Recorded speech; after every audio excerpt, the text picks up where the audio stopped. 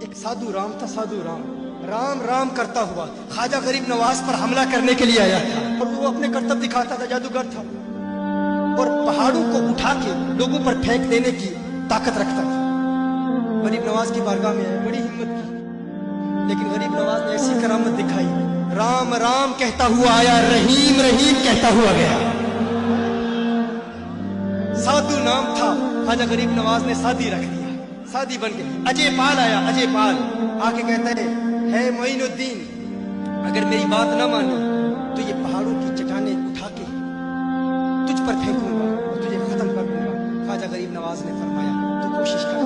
اس نے چٹانوں کو اٹھایا، وہ چٹانیں خواجہ غریب نواز کی بارگاہ میں حاضر ہوتی، خواجہ غریب نواز کا حسین مکھڑا دیکھ کے اجے پال کے لوگوں پر حملہ آور ہوتی۔ کیا خواجہ غریب نواز بتا رہے؟ ہاں ہاں، یہ پہاڑ بھی ہماری اطاعت کرتے ہیں، ہم ان پہاڑوں سے بھی زیادہ طاقتور ہیں۔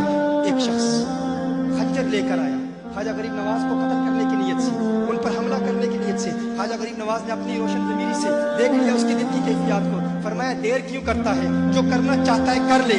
خنجر اس کی بغل کے نیچے سے نکلا، خواجہ غریب نواز کی قدم بوسی کر رہا ہے۔ خواجہ غریب نواز بتا رہے دیکھو ہم اس لوہے سے بھی زیادہ طاقتور ہیں، کیونکہ حضور نے فرمایا ہے۔ اور پھر لوہے سے زیادہ طاقتور چیز کیا ہے؟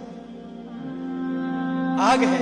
خواجہ غریب نواز بغداد جاتے ہیں اور دیکھتے ہیں آتش پرست آگ کی پوجا کر رہے ہیں، آگ کے پجاری۔ آپ فرماتے ہیں یہ آگ کی پوجا کیوں کر رہے ہیں؟ کہا اس لیے کر رہے ہیں کیونکہ اگر اس کی پوجا کریں گے تو یہ ہمیں جلائے گی نہیں۔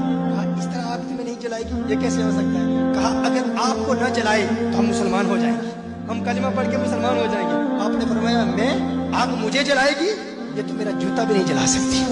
خواجہ غریب نواز نے فرمایا یہ ہے میرا جوتا، جوتا آگ میں پھینکا گیا، آگ ٹھنڈی ہو گئی، غیب سے آواز آئی، آگ کی کیا مجال ہے میرے معین کے جوتے کو جلائے، آگ میرے معین کے جوتے کو نہیں جلا سکتی۔